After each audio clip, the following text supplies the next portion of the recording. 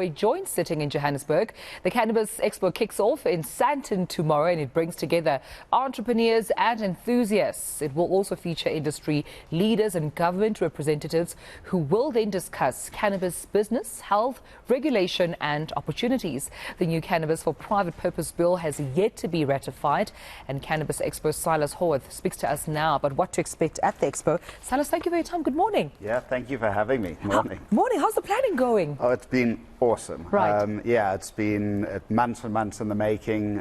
We had a fantastic show in Durban a few months ago, and now of course, all eyes are on Sandton Convention Centre. This is the biggest cannabis event in Africa. Oh, absolutely. And when you mention Sandton Convention Centre, I know it's going to be a big deal because that's like one of the biggest venues in Johannesburg. But what is to be expected once they make through their doors?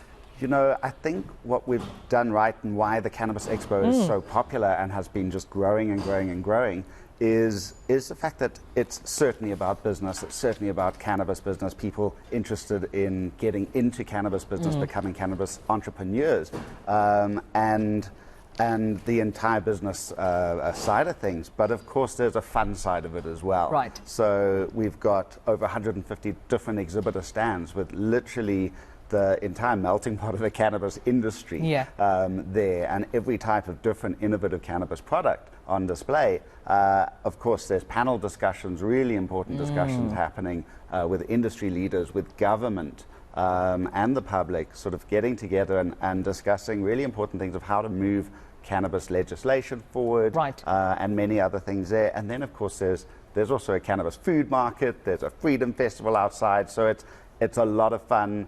It's a lot of business. It's basically, if you're interested in cannabis in any way, shape or form, this is a place to be. This is the fall. And you know what? It then speaks to truth to the wording that it's the biggest expo in Africa.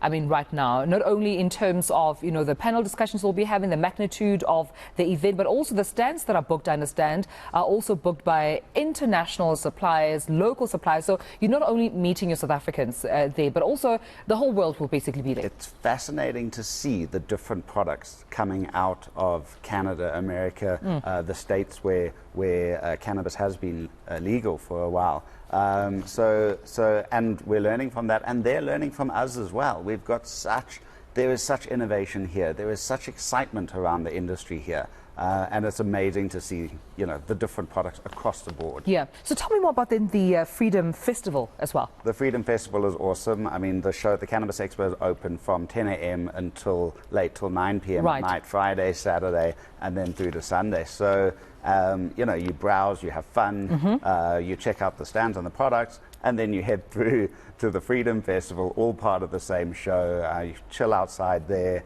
There's the dopest DJs playing like throughout, and different artists playing throughout the day and into the night. It's super cool. The cannabis food market, you grab some munchies, grab something to eat, chill, head back into the expo hall, listen to a talk. So it's really, it's amazing. People spend hours at this expo.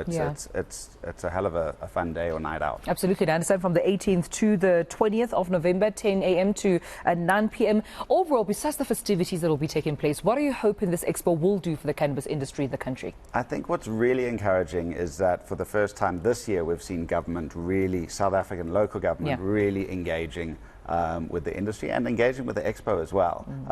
So there's literally government departments taking part as exhibitors as well as sending big delegations to the show. So we're really excited about those discussions, moving the discussions forward, and hoping that it really can help create a cannabis space, a cannabis industry that works for all. And in your view, Silas, is the industry growing in the country? Absolutely. There's no question. It's amazing to see it. We launched a Cannabis Expo in 2018, shortly after the Constitutional Court ruling, and it's just grown and grown and grown, even with the COVID pandemic, even with, you know, our tough economic situation here.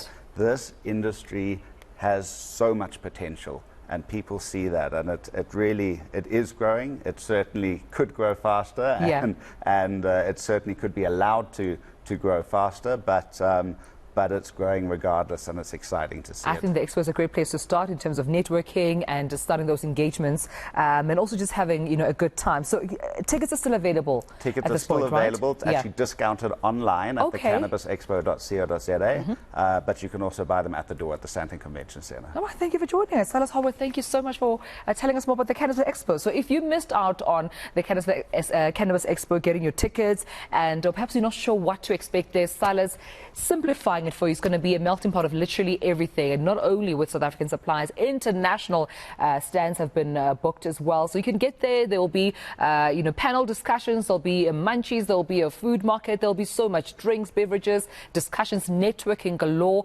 business as well for you to get there and network. So thank you so much to Cannabis Expo's Silas Howarth for joining us this